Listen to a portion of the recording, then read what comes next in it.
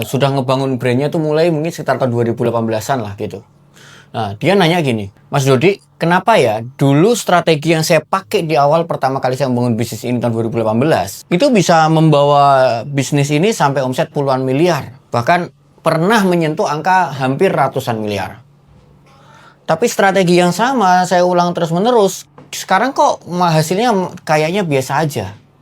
Kok kayaknya nggak ngangkat kayak dulu, kok kayaknya nggak works lagi ya. Dan saya yakin juga pertanyaan dari dua klien saya ini mewakili banyak banget teman-teman UKM yang pernah merasakan kejayaan seperti ini. Betul kan?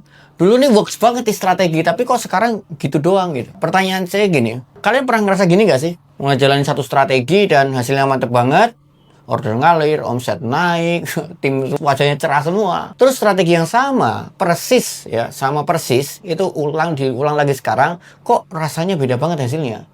Kayaknya datar-datar aja hasilnya, nggak se-wow dulu, gitulah. Nah, kalau teman-teman yang pernah ngerasain gitu, boleh ya teman-teman chat dan sedikit ceritain lah. Nah, tapi kalau teman-teman yang malu juga, nggak usah ngetik, nggak apa-apa. Ya, siapa tahu teman-teman pernah ngalamin dan kita akan berbagi di sini. Dan sebenarnya dari cerita ini yang paling bikin penasaran itu adalah dulu strategi itu terbukti berhasil itu bukan strategi coba-coba, strategi udah firm, udah fit. Tapi kenapa sekarang nggak nendang gitu? Nah, pertanyaan saya adalah kira-kira kenapa ya? Nah, saya akan membahas ini, kita bahas bareng-bareng kenapa itu bisa terjadi. Nah, saya akan tunjukin ke teman-teman semua satu grafik yang ini juga saya tunjukkan ke klien saya. Grafik ini tuh risetnya dari Geoffrey Moore. Dari grafik ini ternyata bisa menjawab kenapa itu terjadi.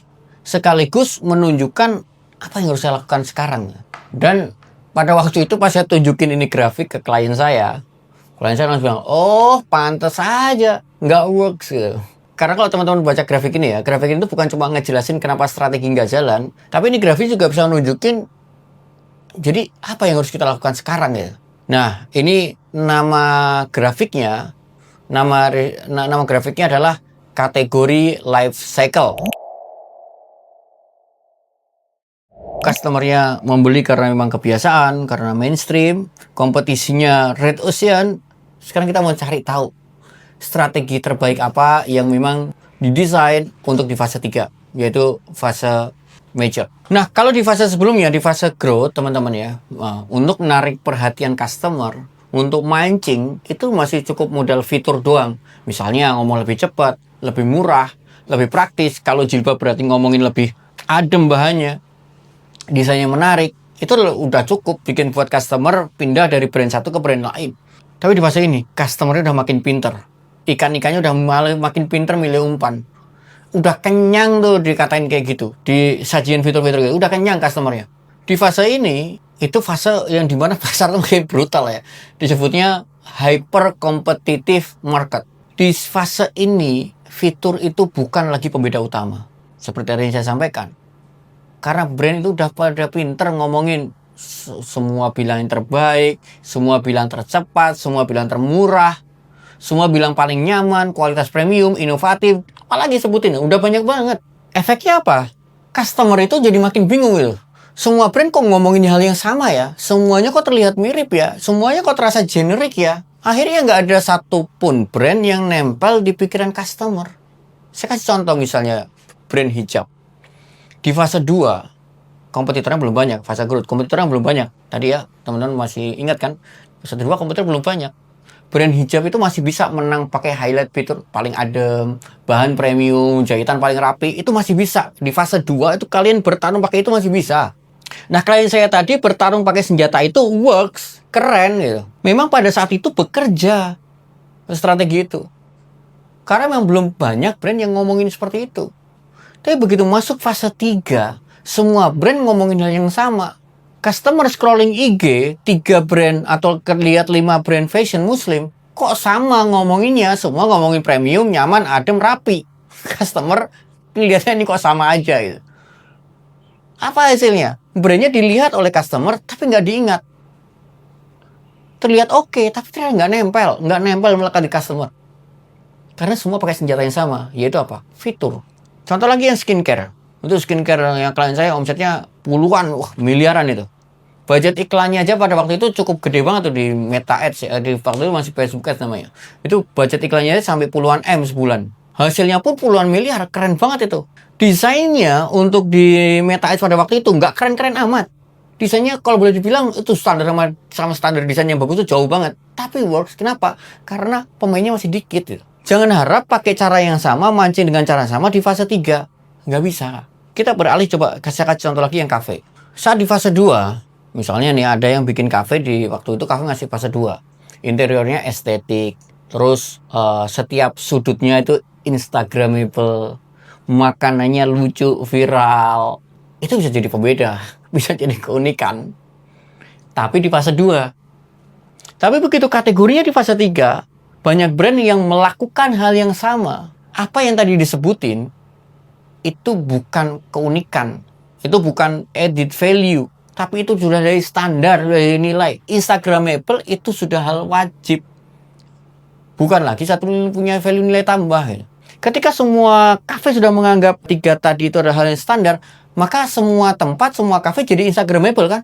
Customer ngelihat 10 IG, 10 feed IG-nya 10 kafe, ya semuanya cantik. Semuanya Instagramable. Akhirnya apa? Customer mati rasa. Ya, customer mati rasa. Keputusan balik lagi ke customer milih karena harga, karena lokasi, atau karena promo.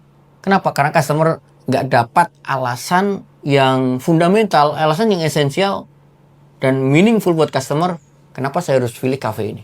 Dan ini terjadi karena di fase 3, perbedaan fitur itu sudah bikin jenuh.